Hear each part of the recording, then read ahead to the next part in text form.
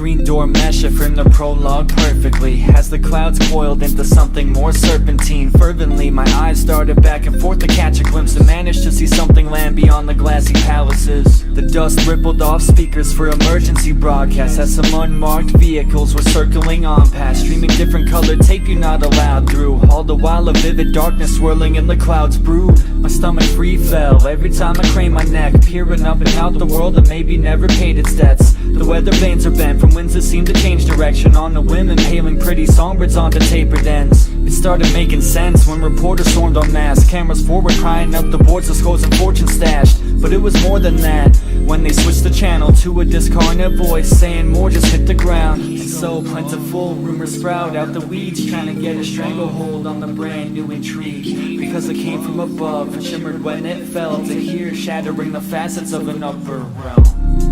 I saw the silhouette of consequence up on the hill, surveying the entire continent, as many more fell well into a countless digit, peppering my field of view. The seeds that grew were now infinite.